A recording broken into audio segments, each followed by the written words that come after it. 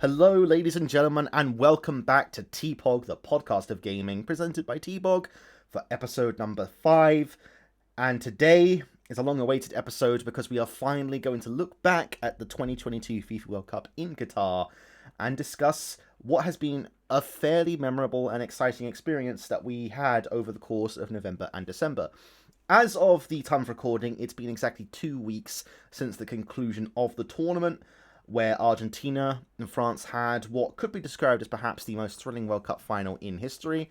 And in the end, Argentina came out on top with a brilliant performance in the penalty shootout, marking the end of what was well, as you're going to find out, a World Cup with a lot to talk about. I'm joined here today by Cora Good afternoon.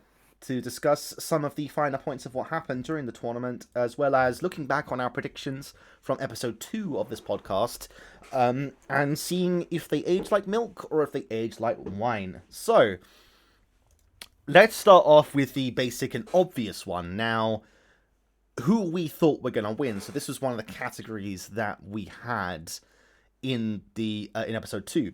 And me and Nixon both correctly predicted Argentina, but you, Cora, you were a bit off the mark. You predicted Spain, which I think is fair to say prior to the tournament looked like a reasonable pick, but they did not get any further than the last 16, bombing out to Morocco in a 1-0 loss. So why don't you summarize for me your thoughts on Spain's performance in general? Yeah, so they duped me in the first game against Costa Rica, making me believe that they fixed their goal scoring problem. I thought that, after going out to Russia and Italy using the same possession first, shoot second strategy, that perhaps they had learned something and utilized their talent that I know can score goals in a way that would actually deliver. And after the first game, I thought to myself, well, yeah, I think they've done it. But then, Japan and Germany games were ugly, and then the Morocco game was hideous, especially towards the end. Penalty kicks. My high school team probably could have put up a similar performance to that on the Yeah. big stage. Yeah. um, I, I Yep. think they need a leadership change, to be honest, because this strategy doesn't work. It's been proven to not work. It hasn't worked 3 times in a row. Yeah, I think their coach was, whether he was fired or quit or mutual consent, I'm not sure, but I'm almost certain he was gone before the World Cup ended. So I think that leadership change is definitely incoming. I have to say, Spain did. I had a fairly similar experience to you in that they definitely started that group so promisingly, but there was a feeling as time went on that it may have been a bit of a. Well, I don't know if it was a fluke or just like it was just a representative of how poorly Costa Rica, sorry, started the World Cup. They developed this reputation. Now, I didn't see the last 16 game they were in, not like on TV, but I was following it at work on the BBC like report thing, whatever you want to call it. And all I kept seeing was that they were passing like a million times, but getting absolutely nothing done with those passes.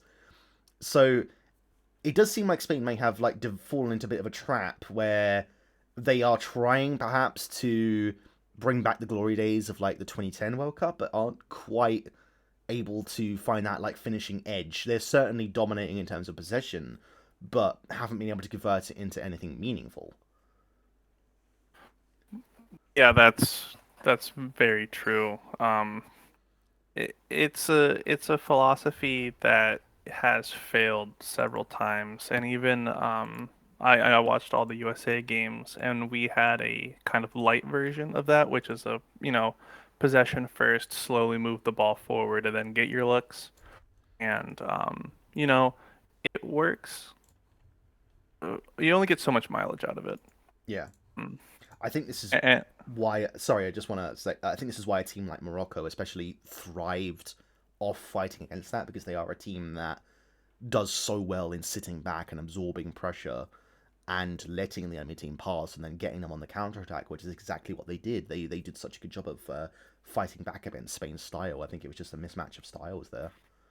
Yeah, it was 77% possession for Spain, Mm, 13 shots, only one on goal. yeah, it's I think big disappointment for them, but you have to imagine even despite the disappointment, there's definitely it's a young squad. Still a lot of hope for the future for them, I would say. Spanish fans don't have a lot to be worried about.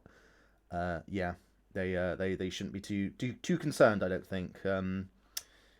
With the right leadership, like you say, I think we could definitely see them succeeding in the future. Maybe a good shot at the Euros in 2 years' time if they can find their footing. Certainly don't have to face Morocco there, so they don't have to worry about that. Yeah, safe to say, not an accurate prediction that one, but me and Nixon both went with the safe bet, and it did actually pay off this one time, but it was very close to not being the case. One of the other things we discussed, this is one of the first things we discussed, was France, and more specifically, if they were going to be struck by the winner's curse. Now, I think it's fair to say they very obviously were not struck by the winner's curse. And I was listening back to our predictions from that episode, and the thing that struck me as interesting was while none of us thought that they would go out in the group stages of the last 16, none of us mentioned them getting as far as the last four or indeed the final. We all thought perhaps maybe the quarterfinal would probably be their stopping point. So I think it's fair to say we all underestimated France, despite the fact that they didn't come out with the victory. I mean, what a performance for them across the entirety of the tournament. I think still such a solid team, and if they had a couple penalty kicks go their way, they would be establishing one of the greatest international footballing dynasties of all time. I don't know. What do you think of France? Do you think we've seen the last of them in this era, or is there a lot more to come from them? Do you reckon? It's definitely not the end. I mean, they were what like a couple. They were a Benzema short. They were a Conte short. Um, injuries, illnesses. At they have a lot of depth, so it almost felt like couldn't notice that they were missing, but definitely felt it in that finals game. A Kareem Benzema would have probably been an X factor down in the clutch, um, compared to Giroud and Aurelian and some of those guys. I think in the context of the question, we were all looking towards what was the most realistic exit point as opposed to what was the most realistic expectation for them. And I think the consensus was that they weren't going to get eliminated until the quarterfinals. That was like going to be their worst result. Maybe I'm Right. Yeah. misremembering. No, Um, I think that's probably a fair way of taking it. Maybe covering our own skin a little bit there. Yeah, a little bit, yeah. Give us yeah, some but credit. I think it's a fair comment to make though because they are. I mean, they have been a consistently very quality nation. When you look at some of the others who have suffered from the winner's curse, I'll take Germany as an example from 2014. They almost immediately like took a massive shit and just dropped massively, and they did not have that, and they even to this day, and we'll get to Germany later on, have been extremely poor since then. Whereas France, after 2018, okay, they didn't have a great Euros, but outside of that, they won the Nations League. They've had a lot of good performances up until this point, and it honestly scares me a little bit because, as you said, they were quite injury deprived. They didn't have Paul Pogba, Karim Benzema. They didn't have N'Golo Kante, who was a massive factor in their 2018 victory. Now, Benzema has since gone on to retire, so we won't be seeing him play for France again, but they were nowhere near 100% of their strength and still managed to get that goddamn close. They are a scary, scary team. I think they have at least two more World Cups. And then you would have to re-examine their their youth squads to see if they can keep that momentum up. But France is a populous country. They have a lot of talent. They have a really good internal circuit. I don't think that they're going to be suffering anytime soon. Unlike, a Belgium or a Croatia that has a lot less internal talent to lean up on, and you can only put together a 12-year generation before slipping into 12-year obscurity. Well, that does segue quite neatly into my next proposed section, which is what I want to discuss teams dropping out of the global elite. And just basically based on some things I've observed where teams that have, whether historically or more recently, been considered top tier teams, like top 10 consistent teams, are they now in a position, given their performance in this World Cup, where they could be dropping permanently out and not be, and become just not bottom feeder teams, not bad teams by any meaning, but teams that are not no longer expected to be in the top 10 of the world. So I picked out a couple of examples. We'll start with the easy one because I've kind of already gone over it. Germany had another horrendous World Cup. They came. Sorry, let me just get their group up again, just to remember myself exactly. I think I can't remember if it was third or fourth.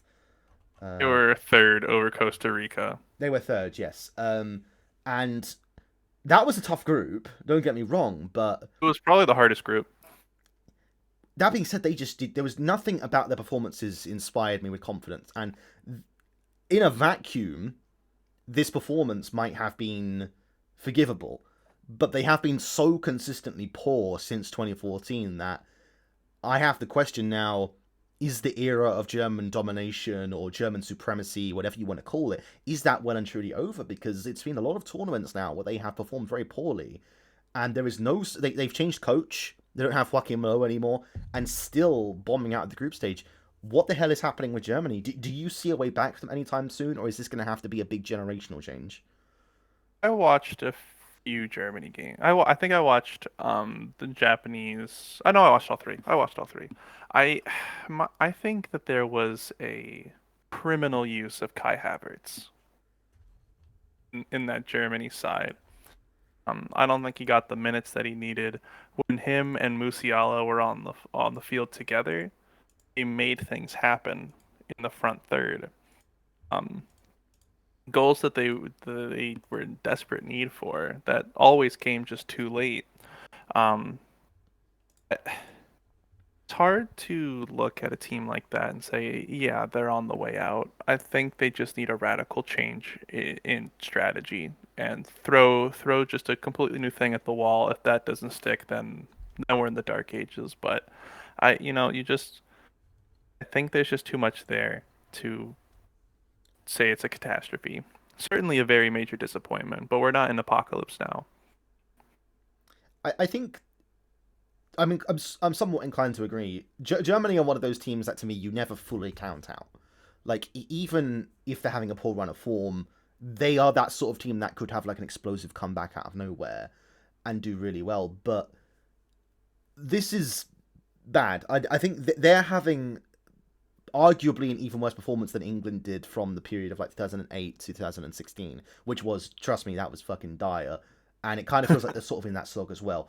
But it feels to me like this can't go on too much longer for a country of their pedigree, of their history, of the resources that they have available to them. This can't go on too much longer. And the next major tournament, Euro 2024, is being held in Germany.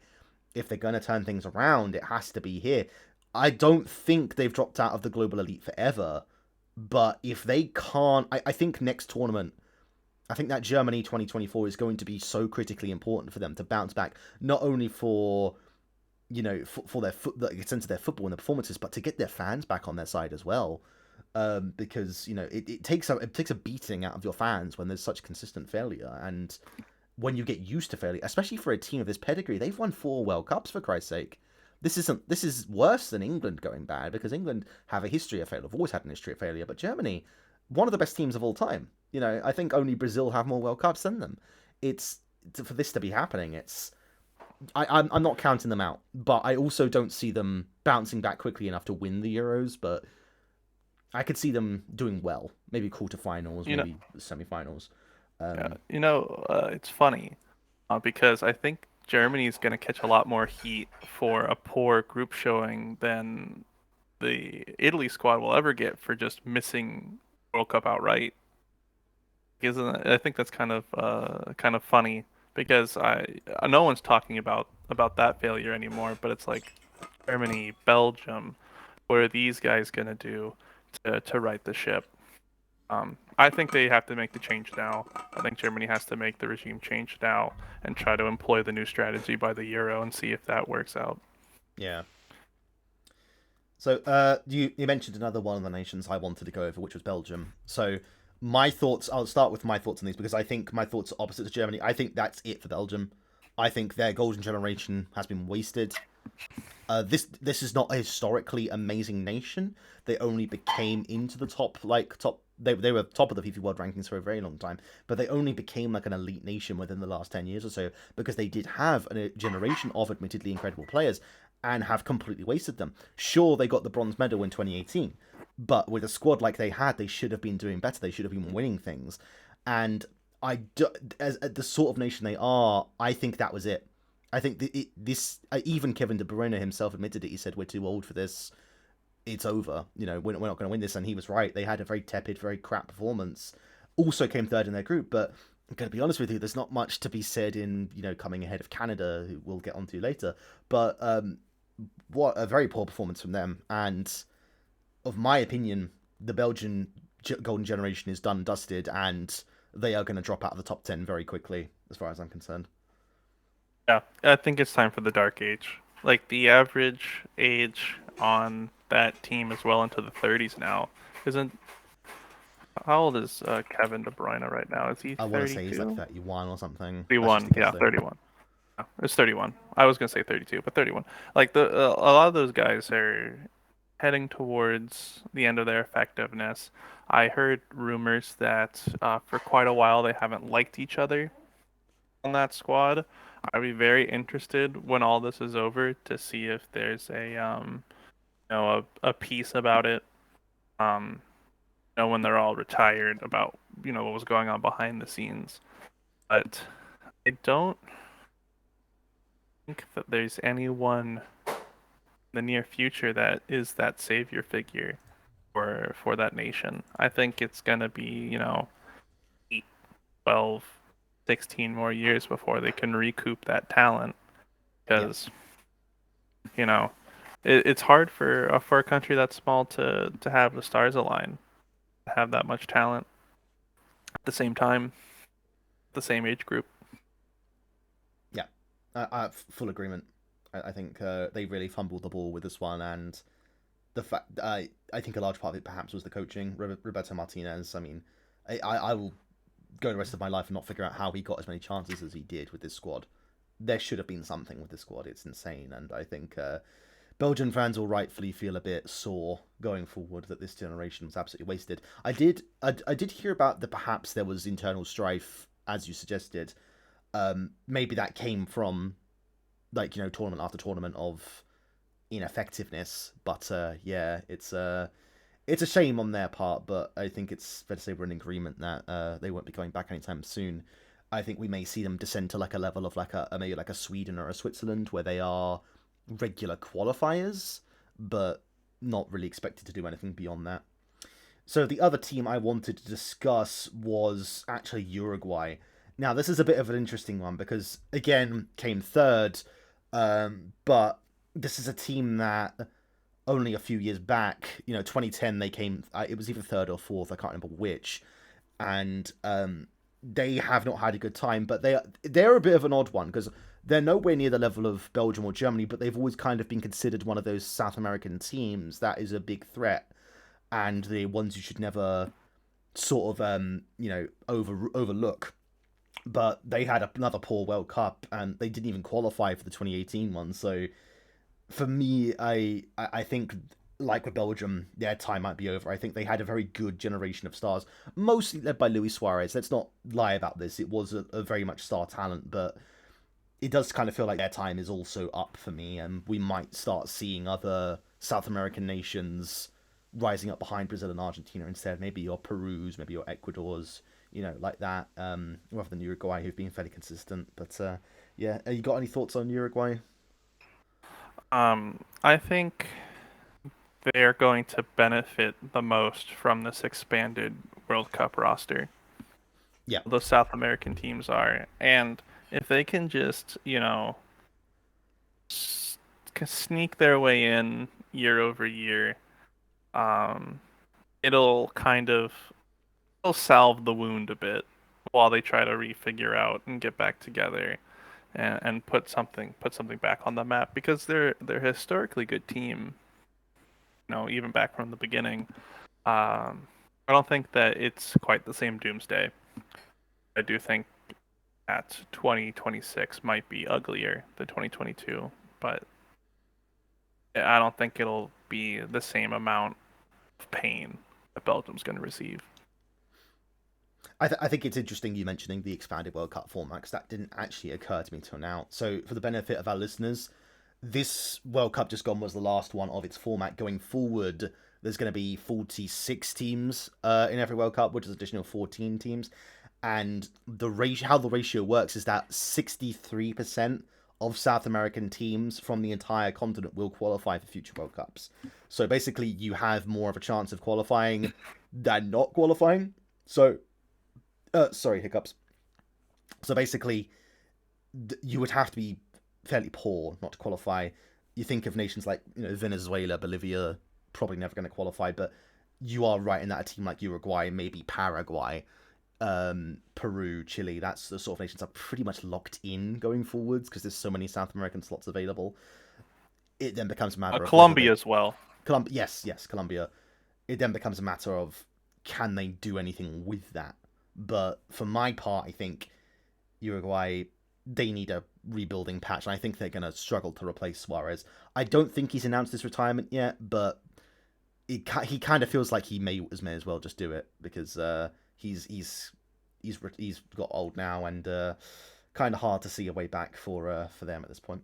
So those are the three that I kind of wanted to go over for teams that are perhaps dropping out of the global elite. So why don't we move back on to another one of some of our hot takes from the last episode. So this one is quite interesting for me, I think. I want to discuss my one first. So my hot take was basically there will only be one European team in the Final Four, and there will be an African or Asian team in the Final Four. So I was quite close to getting this right. There was an African team in the Final Four in Morocco, but there was two European teams, France and Croatia. And later on in the episode, we had a discussion of who we thought that one European team would be. We all had different answers. You said Spain, Nixon said Portugal, and I said England. We were all wrong. It was France and Croatia. None of us had Croatia getting as far as they did. They had a very good World Cup. But yeah, so I was quite proud of how close I got with this because I was basically basing it on the fact that non-European World Cups tend to have less European domination, and we had a South American nation and an African nation in the semi-finals, which was really nice, but didn't quite get it exactly right. In terms of how the Final Four panned out, how did you find it? I mean, Morocco was the obvious major surprise, but was it more surprising perhaps than you were expecting the Final Four we got, or was it a little bit predictable, do you think? I think the biggest surprise was the lack of Brazil. If you had shown me Argentina, Brazil, France, Morocco, I'd been like, okay, there's always one team that shocks everybody. Last World Cup it was Croatia, but and it's also even though I picked Spain, it's a lot easier to think to yourself, oh yeah, Portugal or Switzerland and Spain is probably the easier route to get something through. Because there was Senegal, teams that could have done upsets and what their paths would have looked like, and I think Morocco. Not to take anything away from them, because what they did was incredible and historic. But when I look at the routes, Morocco probably had the most plausible way there. U.S., Australia, Japan, South Korea, Senegal, Poland. They'd have to beat, I would say, higher caliber teams back to back to back to make it. That's interesting though, because Morocco had to go through both Portugal and Spain to get there. So you don't think that was a tough route? In hindsight, knowing what we know now, no. Fair enough. That Spain was going to essentially stand on the ball until they kicked the three worst penalties ever seen by man. And then Portugal is a coin flip team. I stand by that forever and ever. That's true, yeah. They, Uh, I probably should have discussed them in the dropping out the global elite category. To be honest with you, I know Ronaldo has said he's going to stick around for another 2 years, but based on his performance at this World Cup, do we really care? Like I don't think he's the carry for the team anymore. I don't think he has been for a while. Um, so yeah, but we didn't discuss that. So anyway, yeah. So I guess you're right. In retrospect, perhaps it wasn't as tough as it would be on paper, but yeah, it was still a remarkable run nonetheless. yeah, no, absolutely. Nothing to take away from, like nothing to detract from that. It was just if I were to pick a team, um, actually I probably would have gotten it wrong. Still, I probably would have said like Japan or something like that, just really off the wall. So I can't even claim to say that if you had asked me before the World Cup which team that I think would make that like no one would think would make the Final Four, I wouldn't have picked them anyways. Yeah, that's fair. I mean, Japan would have been a halfway decent pick. A little bit annoyed with Yeah. them really that they didn't get further than they did. I mean, their winning of the group was pretty incredible. Let me just bring it back up again. Yeah, they came top of the group. They beat both Spain and Germany. Lost to Costa Rica somehow, but what a performance from them! And then a bit of a tepid performance in the last 16. Really, I was really thought they would beat Croatia, but lost on Uh, penalties. I think it was two counter-attacking teams going at each other Yeah, because they both like to go fast to get their goals in transition, and there was neither of them could be the team to steal from. I guess is the best way that I can phrase it. So, because neither team looked phenomenal, and I think it was because they were missing that Goliath to throw the punches at yeah, the traditional team. yeah. That's fair enough. All right, so in terms of going back to the hot takes, you had a very good one, almost perfect. So your hot take was that Germany would make it out of groups. Kind of already gone over it in this podcast. They very much did not get out of the groups. Additionally, you also said Costa Rica will beat Germany. That didn't happen. It was 4-2 to Germany in the end. Ultimately, by that point, that was the last match of that group. Didn't really matter. Germany were already out regardless. You said they would tie with Japan. Japan got the win. So in a roundabout way, you got the overall prediction right. The more specific predictions, not quite so much, but you sort of had the right idea. I just think you didn't have enough faith in Japan. I think in this case, but then again, why would you have prior to the tournament? And maybe a bit too much faith in Costa Rica. But you were pretty much almost perfectly on the nose with that one. Yeah. I got the order of the results wrong because I believe I said that did I say that they would exactly tie Japan or that Yeah. it was highly possible that they would? Okay. Well, I No. don't know your exact wording. All Yeah. I know is you said they were Yeah. Japan, tie with Japan. It, I thought what would happen was that they would get off to a slow start and have either have a close game against Japan. I said draw because it would to justify because I was really high on Spain that they were going to lose to Spain and that Costa Rica was going to be the dagger. Um, didn't work out that way. It did not. No. But I think it illustrated the point of how Germany was going to fall out, and that was getting to the starting block slow and letting one of those two teams just sprint right into them. Yeah. Yeah. I It mean, would have been legendary if I got all of the entire scenario right, but I think the spirit of it was correct. definitely the spirit. I think you tried to go above and beyond a bit with specific predictions, but yeah, I think generally, yeah, you are right. The spirit of it was right, and Germany did not qualify from the groups. You can't take that away from you. So Nixon's hot take was corruption around the tournament will come out as the tournament goes on. So I remember thinking at the time when we recorded, I'm not really sure what he was going for with this, but I mean, I kind of felt like after the first week or so, I mean, I feel like this is a bit of a dark horse we need to discuss, but after the first week or so, the whole controversy kind of just got swallowed up by the football, which is kind of what I expected to happen. And there were a few people still talking about it, but most people were just focusing on the football because it was good, admittedly, the football. It was engaging, and No, I can't remember there being any major developments as the tournament went on, unless you can correct me on that, unless you can think of anything. No, there was just like I think a couple fans got kicked out for reasons that probably would have been fine in other venues.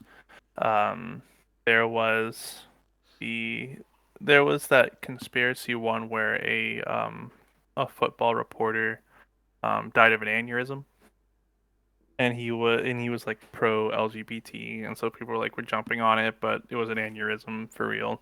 Yeah. Outside of that, I think everything that was going to be uncovered was already uncovered, and it was just up to the viewing populace whether or not that was going to sway their decision to tune in. Yeah.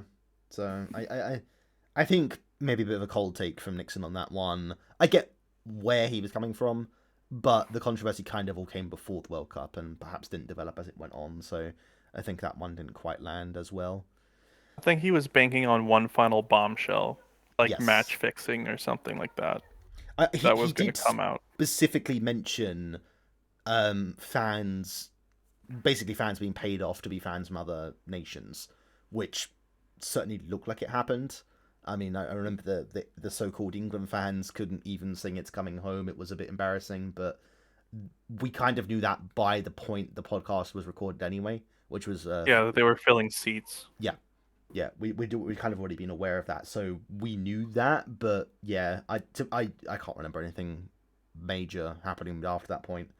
But yeah, I think there was an expectation there was going to be a huge bombshell. Like I know, like a couple of days prior to the first match, we had that tweet where someone said something like, Qatar have bribed Ecuador to win to lose 2-0, so Qatar win, and then Qatar ended up being the biggest pile of dog shit football team I think I've ever seen play at a World Cup before. They were truly awful. If that had happened, we would have known Qatar built Yeah, them off. We wouldn't even needed like solid evidence. But no yeah, amount of bribery money could fix that no, team. no, they truly were tragic. Okay, so yeah, that's going through all the hot takes. So you did also mention, as part of your dark horse selection, which we'll get into a bit later, a couple of upset picks. So these weren't teams you expected to win or do well overall, but you highlighted two teams that you thought had potential for upsets. That was Costa Rica and Iran. I think we've kind of gone over Costa Rica before, so we'll skip that. But in terms of Iran, they came third in Group B. USA and England obviously qualified at that group. So Iran's probably biggest thing was that they beat Wales. Wales were incredibly poor at that World Cup, though. They really massively underperformed. So I don't know whether there's credit to Iran there. Beyond that, they got absolutely trounced by England 6-2 and lost to the US 1-0. They could have qualified for the last 16 if they'd beaten the US. Sorry, They just hiccups had to again. tie the U.S. Oh, they only had to tie. Yeah. Oh, okay. Yeah, they had a chance, but bit of a stinker for them, I think. Yeah, so I think that one didn't quite pan out. I, you know, I I don't quite remember what the injury to Iran's keeper was during the England game, but I think it probably contributed a bit to the 6 goals. Not England would have won that game. I don't want to get that twisted, but I think it would have been a little less ugly if because he broke his nose or I got a like a mild concussion, something like that. Hang on, I've got it here. A suspected concussion. That's all it Yeah. says on the page. Okay. Because he had to leave. Yeah, they Yeah. had him on the pitch for like a solid 10 minutes. Because this was the second match of the entire tournament. They had him on the pitch for a solid 10 minutes, just holding his nose. They tried to play the game on with him, played for about 2 minutes, and he was on the floor again. And then they finally took him off. It was Yeah. 14 minutes of added time in that first half, just because so Yeah. much time was wasted.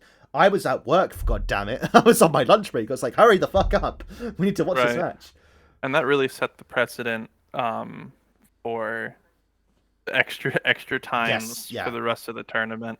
I think, yeah, you're right. Wales was one stupid slide tackle from a U.S. defenseman away from being um, completely shut out.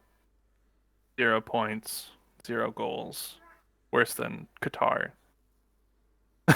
Yeah. So they're probably like in my I think they're in my top three most disappointing teams. But Iran shown fight. They made the United States work for it. Um, they exposed Wales. I think that, they didn't pan out, but I don't think that they were pushovers either. No, not pushovers certainly, but I think it's a bit of a from their perspective, it'll be a bit unmemorable. Nothing too remarkable from them. Well, I hope all of them are safe when they came back because their government was not happy with that national anthem protest. No, no, there was. I haven't heard anything after that point about what might have happened to them. Let's hope no news is good news in this sort of situation. All right, so Yeah. let's move on to our dark horse picks. So this one very interesting one. So we'll start off with me and Nixon because again we both have the same prediction.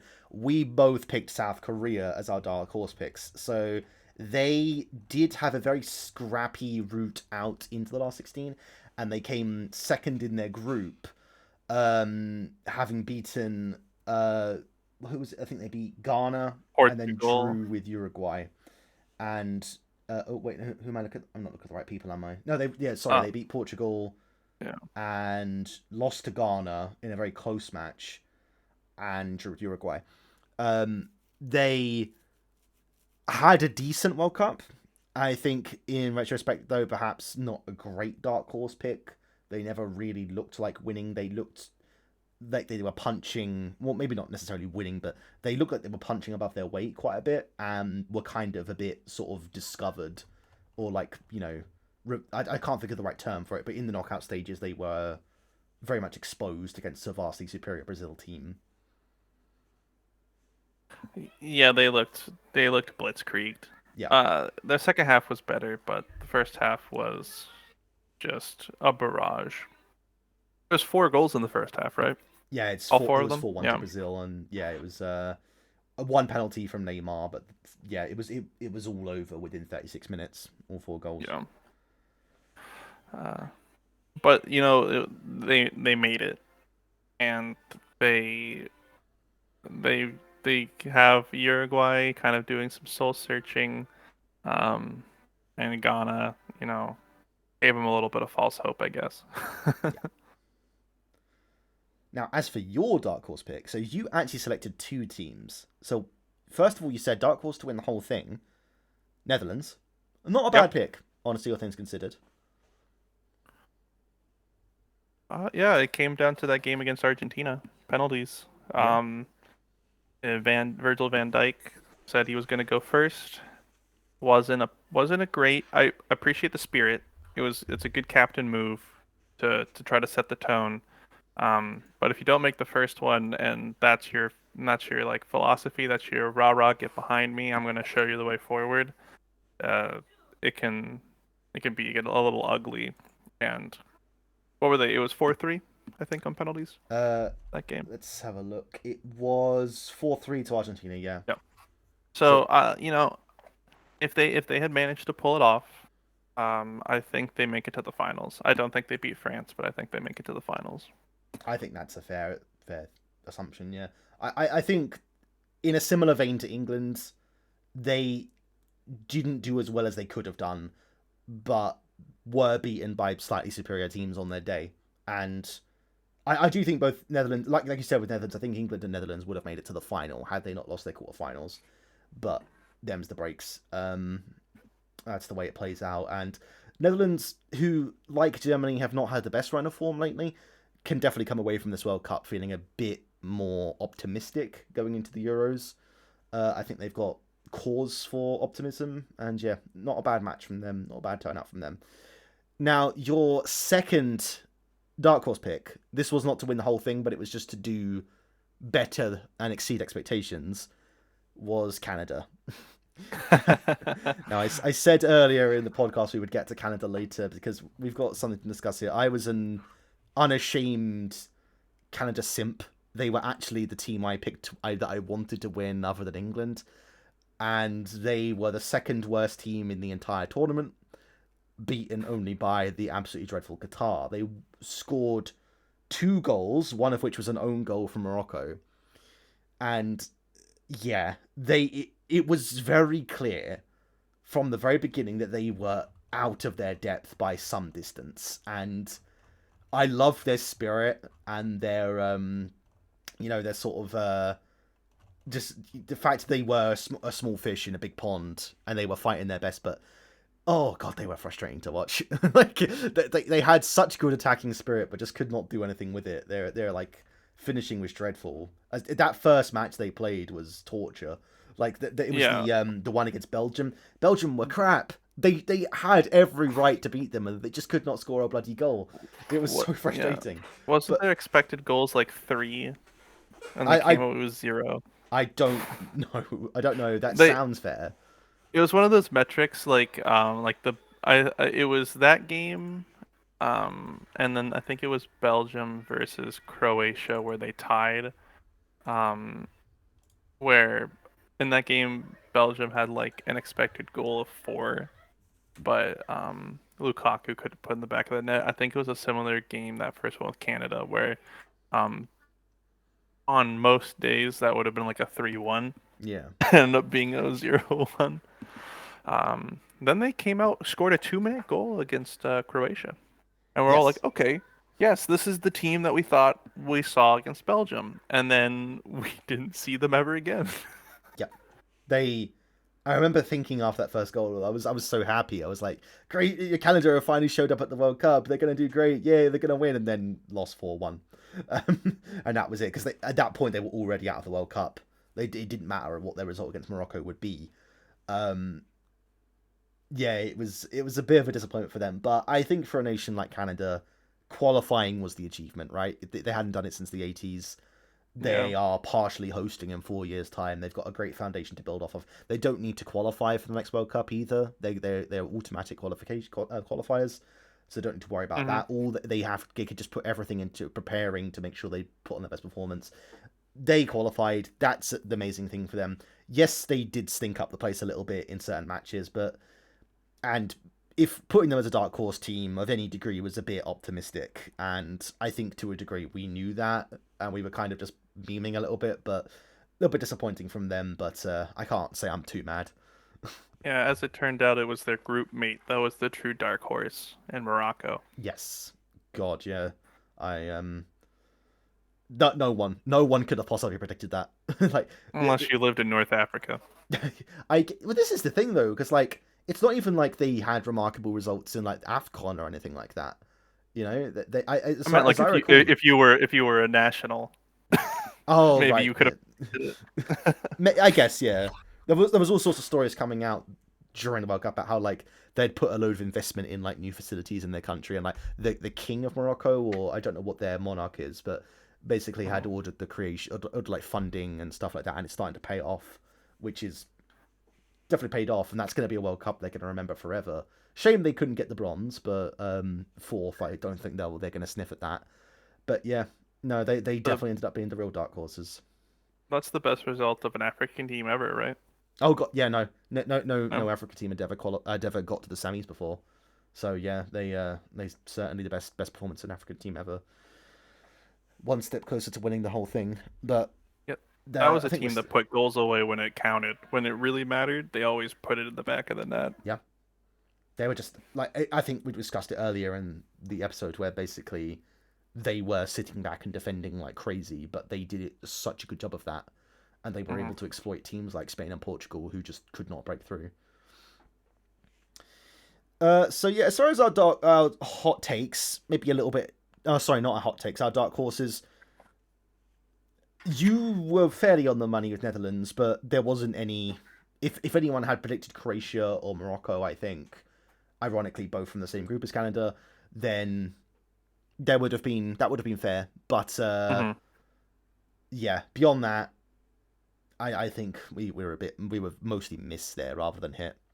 Yeah, I don't take a lot of credit for picking the preeminent Group A favorites as a dark horse. Yeah, did they come top of As Group a A as a tournament Netherlands? winner, sure, but it's like a Oh, they did, yeah. yeah, they dominated Group A. I think they got 9 points. So the only other thing I wanted to go over from our last episodes was the quick fire round, which we did just prior to the end of the episode, where we sort of Oh I no. selected 5 teams, and you and Nixon basically told me, and I gave my thoughts as well on where they would finish their tournament and as far as they would get. So let's just go through all these and see what we got right. So we started off with Uruguay. Now Nixon said group stage. He was bang on the money. Cora, sorry, you and me both said last 16. We were wrong. So we weren't that far off. Nixon definitely got that right above us. We were 1 goal off. Yes, they were close, but yeah, we had slightly too much faith in them, I think. Serbia, I had last 16. The two of you had groups, so you were both right in that regard. I was again slightly overestimating them. I think there was a lot of European nations that sort of I expected to do slightly. Switzerland is another one that comes to mind that I expected to do a little bit better than they did, but just couldn't quite pull it off one reason or another. And yeah, it's they were a tough one to predict because Serbia always strike me as one of those teams that does well in the Euros or decently in the Euros, but when it comes to the World Cup, they never quite do very well. Canada. So you had Copium. quarters. Yeah. Nixon had quarters, but I was realistic. I said I'm going to be realistic, and I'm going to use my brain instead of my heart, and I said group stage, so I got that one right. You guys overestimated Canada. You know that we were all in on trying to Yeah. on trying to hype them up. We're trying We to were, gas them yeah. up. I thought that they were going to, realistically probably barely miss, but you know how it actually went. Yeah, yeah, that one, yeah. I think degree of meaning there, but yeah, it was. I'm quite proud to have got that one right because as much as I was like, I was fully on board the Canada train. I've still got my Canada jersey in my wardrobe. I did not expect them to get any further than the group stages. You got it for 2026 now because Yes, they're I do. guaranteed. Oh, hopefully they bring out a new one. It's a really shit jersey, to be honest. Yeah. It's really boring. Senegal. So you and Nixon both had them making the last 16. I had them out in the group stage. So a complete reversal of fortunes of Canada there, where I got it wrong and you both got it right. Perfect selection. They had a bit of a tepid showing against England. Were out pretty early on. But yeah, you and Nixon both had it on the money. And then finally, Mexico. So you and I were optimistic and had them reaching the quarters, whereas Nixon had in the group stage. So Nixon got that right. I think he got the most right out of anyone, and we were very, very off the money. They were extremely Mexico, unremarkable at these. a do-nothing team this tournament. Yeah, they were accomplished nothing. They won against Saudi Arabia and lost to Argentina and drew with Poland. Yeah, they got kicked out on goal differential with Poland. I think it was a difference of 1. Yes. Actually, no. Saudi Arabia got a goal at the very last second, so it was a difference of 2. I'm looking at the thing now. It's goal difference of Poland was 0. Goal difference of Mexico was -1. So I think you were right in the first place. No. No, you were. Yeah, I forgot. So before Saudi Arabia scored that goal, they were tied, but Mexico had more yellow cards, so Poland was going to get through. Oh, right. Yes, I remember that now. Yeah. Yeah. Yeah, it was close. So in that regard, it's weird to think because they were that close to making it out of the group stages, but it's like you said, they were a very nothing team this time around. Like, I barely remember hearing anything about. I think the most I heard about them was just people talking about how Ochoa turns up every 4 years out of nowhere and then just disappears again. And I don't think I heard anything about their actual performance or anything that happened or any of their players. That was their entire performance, was that they never got a. They could hardly score it, but they never got punished for it. Yeah. And the only reason Saudi Arabia scored on them because they were throwing like a billion men into the other box and got counterattacked at the end. Like, even if they did squeak through, France was going to blow them up the same way they blew up Poland. There was no chance. Oh, 100%, yeah. Oh, they would have got thrashed by France. I think it's interesting because you would know better than I would, but I kind of feel like for a very long time, Mexico were like kind of like the undisputed kings of North America as far as what was concerned. Really doesn't seem to be the case recently. It seems like the US have sort of rose to the top, and as far as qualifiers were concerned, Canada won the qualifiers. Hell, I would have picked Costa Rica over Mexico in this World Cup. It's not been great for them, I don't think, and I think they have cause for concern going into a home World Cup. Well, if they get to play in Mexico City, it's it'll be a big buff for them. Um, because you know how Central South America stadiums get. Yeah, Mexico's no different. But the fact that they auto qualify is probably going to mask a lot of the heat that the coaches would probably otherwise get. yeah. I think for me, like looking ahead to those three host nations next time, I think the US has got to feel optimistic because they had a good World Cup. They were also the young one of the youngest three Yes, squads. Yeah. yeah.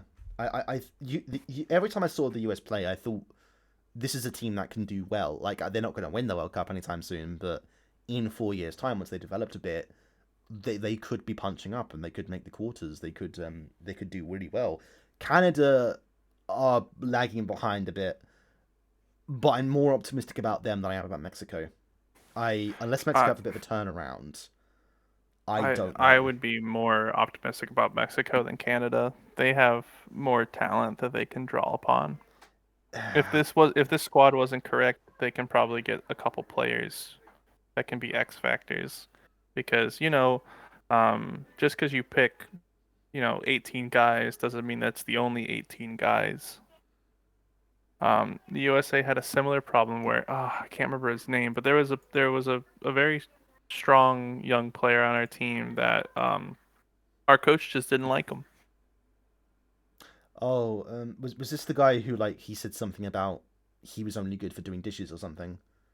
Yeah, they told him to say that he was hurt, and I think that coach needs to be gone.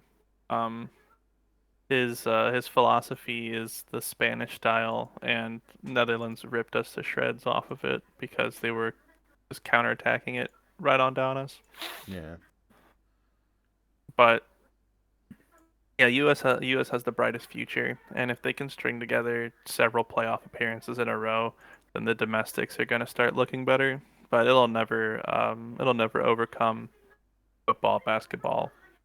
Oh well, no, that's a whole separate conversation. But yeah, Yeah. definitely not. But yeah, I think North America. I think a lot of the non-major continents are rising as Europe is waning a little bit.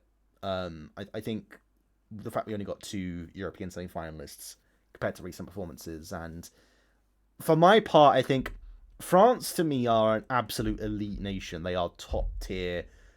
If they had won this World Cup, would be talking about them in the same vein we talk about Pele's, 1970 Brazil side. Yeah. Um, they would be one of the best international sides of all time just because they didn't, to me, doesn't defer from the fact they've had two incredible World Cups in a row.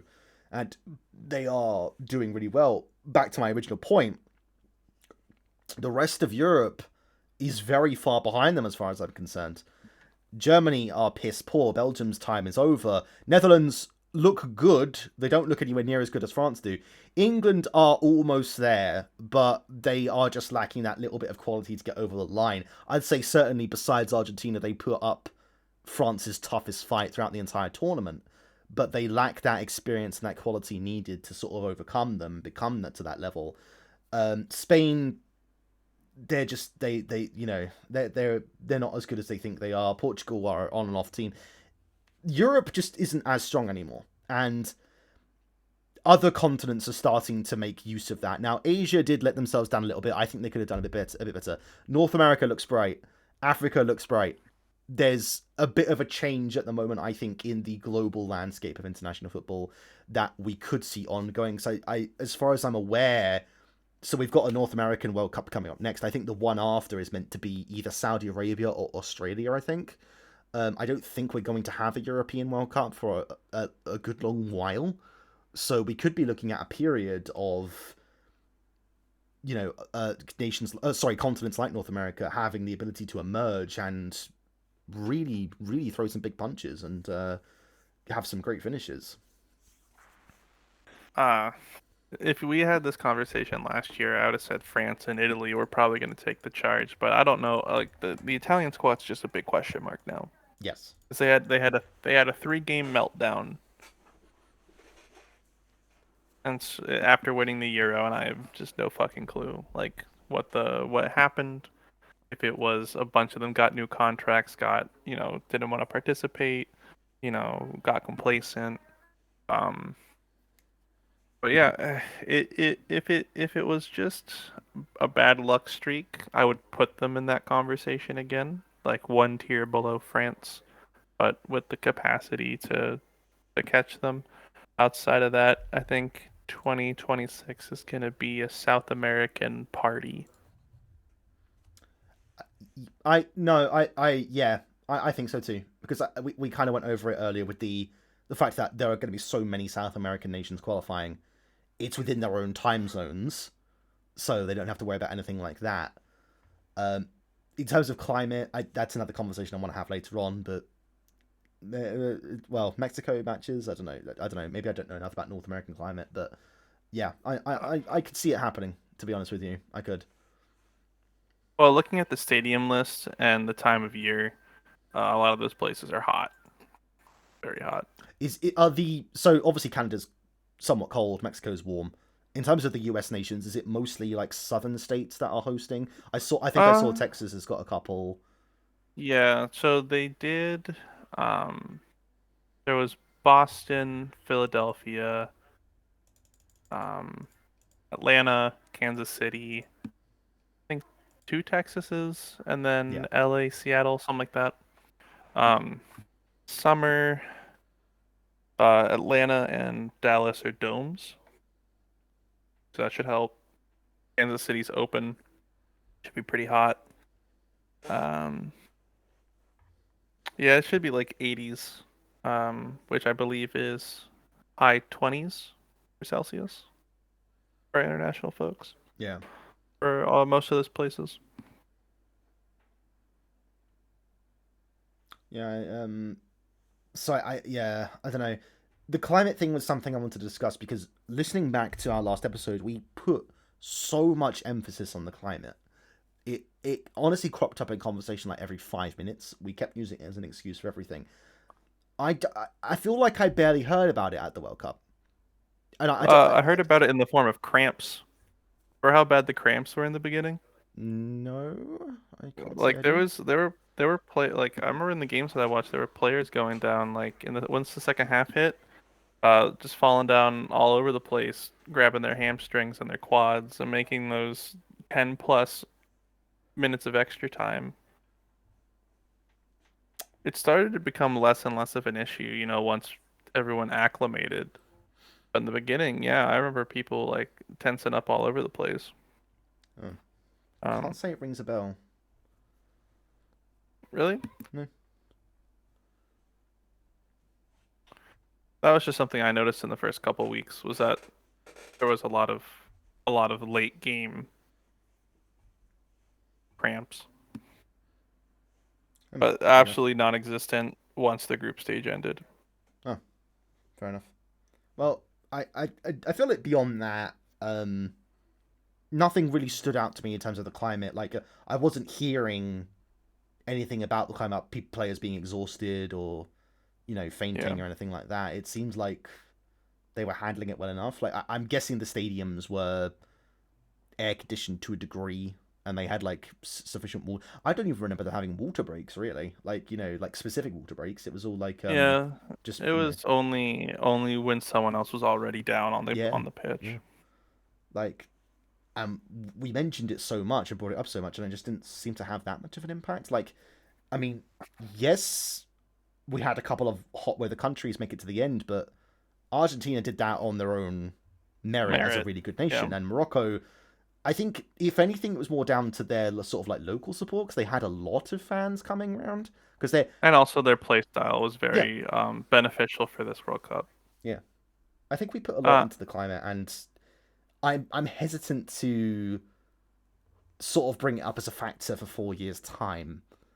But maybe because the World Cup is all over the place next time round, and you have like yeah. freezing Toronto, and boiling Mexico City, maybe it will Toronto's cause the not going to be difference. freezing in July. It's going to be It was just the first Canadian city that came to mind. yeah. Vancouver. Is Vancouver Well, hosting anything? none of them are going to be cold. Oh, okay then. All right.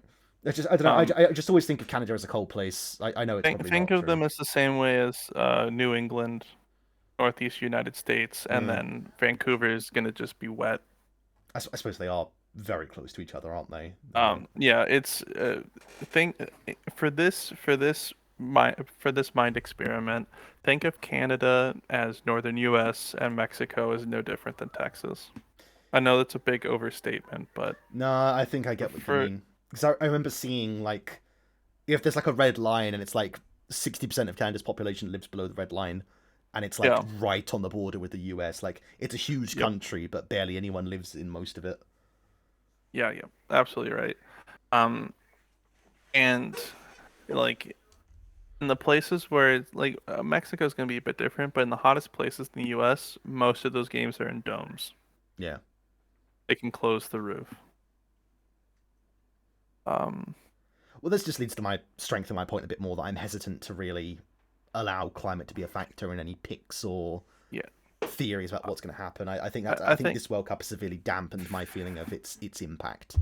Well, yeah, but I think it's because we read so many articles and heard so many stories about what happened to the people that were laboring there. And I know that most of the fatalities happened in the summer, but I know that there was a few that happened in the winter as well. And we thought, hey, maybe they're saying winter, but they're still going to have to. It's still going to be inhospitable. Um, but Qatar opened up their pocketbooks wide open, paid 20 times more than any other country ever to host one of these things. Yeah. Um, don't know if it gave them the reputation bonus that they were hunting for. Um, Well, but there's FIFA discussions made now money. about them potentially hosting the Olympics in 10, 12 years. Uh, I don't know. I'm just happy that as an American, we're gonna get the 2026 World Cup and then the 2028 Summer Olympics. Yeah, you've got kind of got that sort of thing Brazil did in 2014, 2016, where you get them one after another. Hmm. That's gonna be a lot to look forward to, especially since it's also Yeah, spread around well, the Olympics aren't spread around the country. That's all in LA, it's California. Yeah. the World Cup obviously all over the place. I think that's gonna be brilliant. I think that's gonna be a lot of fun, lots of fun culture, especially since there's so many nations there. I have for football reasons, I wish there wasn't so many nations, but given how there's gonna be 46, I think it's gonna be a hell of a lot of fun. And Well, a lot of fun cultures around. if it's a shit show, we'll have a lot to talk about. We will Way more to talk about. on like, episode like 300 of this podcast or whatever it ends up being Yep. by this point. So I'm aware we are about the hour mark now. There's one final thing Hmm. I wanted to discuss, and that is Argentina themselves, because we've discussed a lot of other teams, but we haven't discussed the team that won the whole thing. Obviously, incredible achievement. A lot of the focus was on Lionel Messi and him getting the World Cup, the one trophy that had eluded him. What I wanted to talk about, I mean, it's absolutely undeniable how well they did. Brilliant performance, scrappy. They had to play off against an extremely talented, extremely elite France side. Kylian Mbappe was, as far as I'm concerned, I think he was a little bit robbed the best team player of the tournament, the Golden Ball. I think he should have won it. But my question I wanted to ask you, or my point I wanted to talk about in general, was: is that it for this generation of Argentina players? Or are they going to go on a run of success, do you think? Because I think to me there's definitely an element of so much of the mythology of this Argentinian team is beat around getting Lionel Messi that World Cup. And he has said he's going to stay on for a bit longer. He's not retiring. But is the drive going to be there anymore? Is the desire, is the passion going to be there anymore?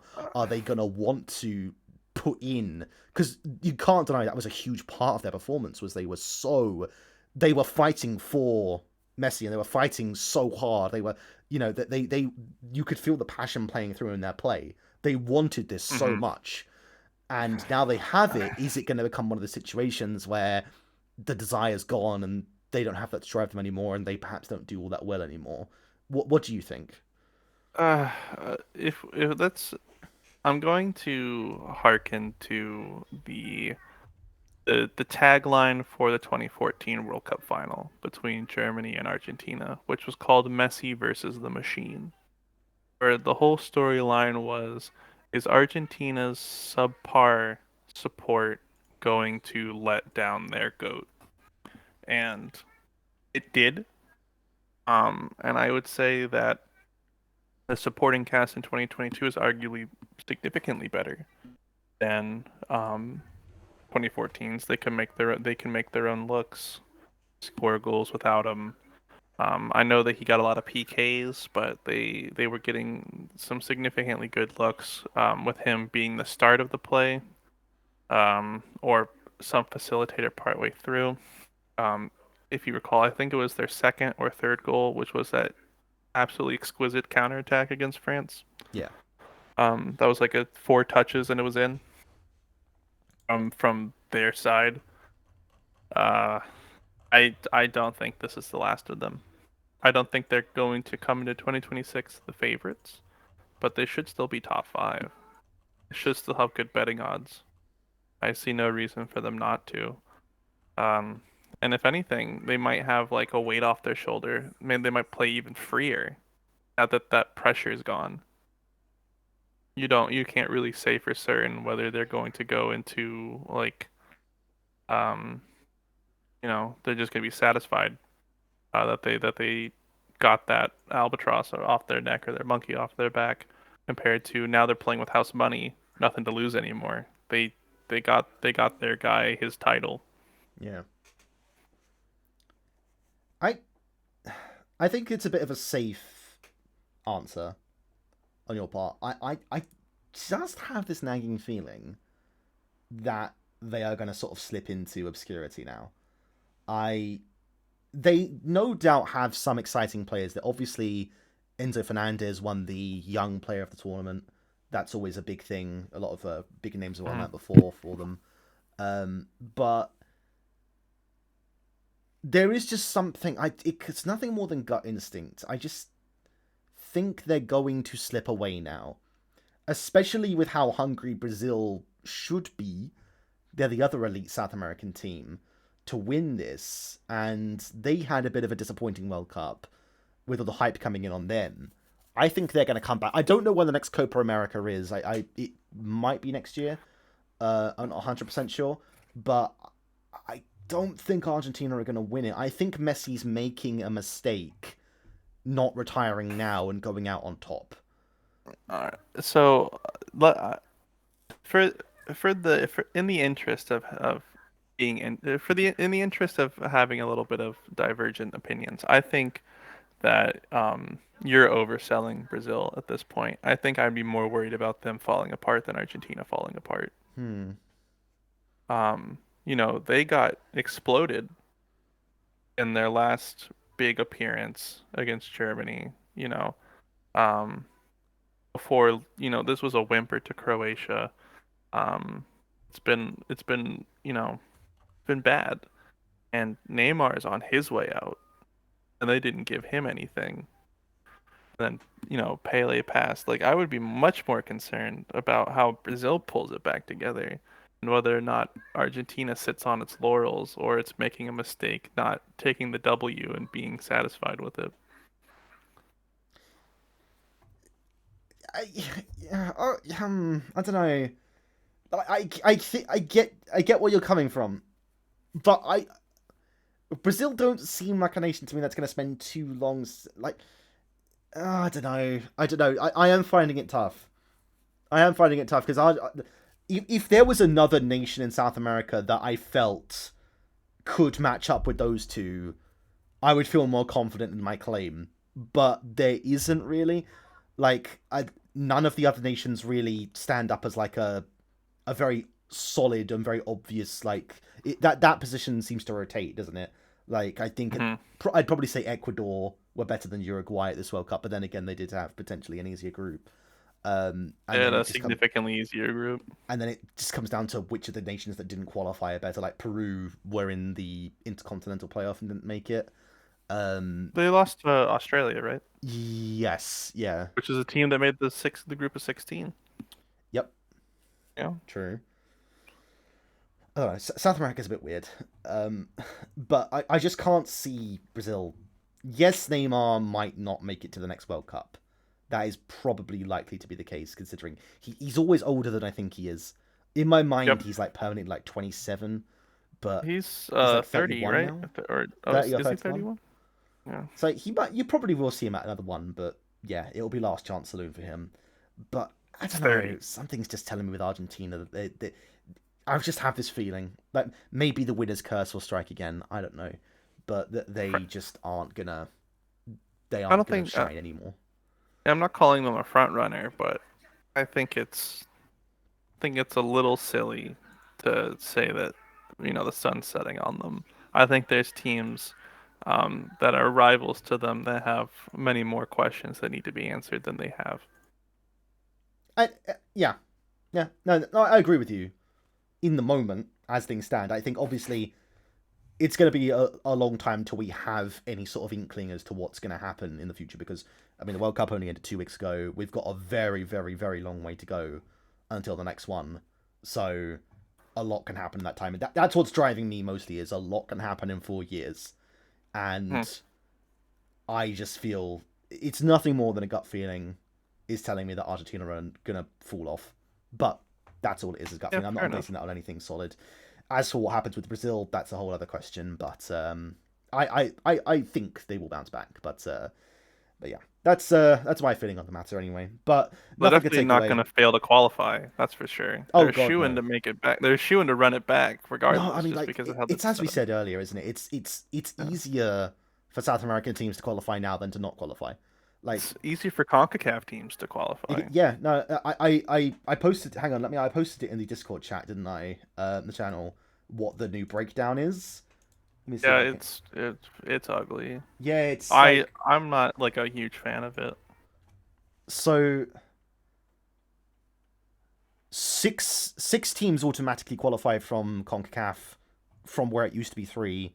From South America, it's six, where it used to be four, and there are also two intercontinental playoff spots from North America and one from South America. So we could potentially see eight. This is extremely unlikely, but eight North American teams qualifying, Yeah, which is. that'd be the whole roster almost. And bear in mind as well that US, Mexico, and Canada have already qualified. So I Yeah, don't know how they're planning on working it, because are they just not going to be in the qualification tables? I don't see why they would put them I in. don't I So it's don't basically believe, just going to be the Caribbean nations playing each other. and I don't know if there's enough Caribbean nations left for even like two of them to get kicked out.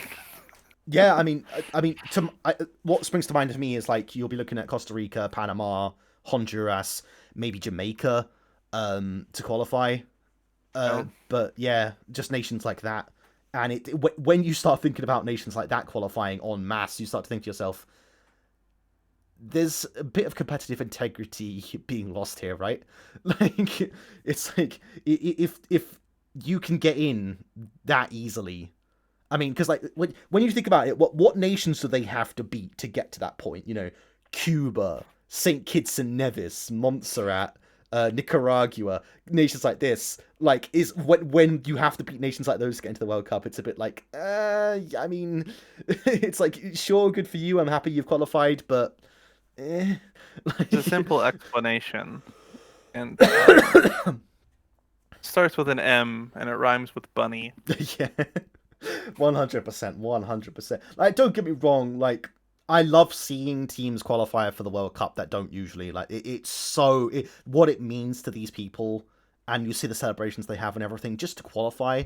Like, I know when Peru, they didn't even qualify. They got to the Intercontinental Playoffs. They had a bloody holiday off just for that day, for that match, just for the Yeah. playoff match to get in, which they lost.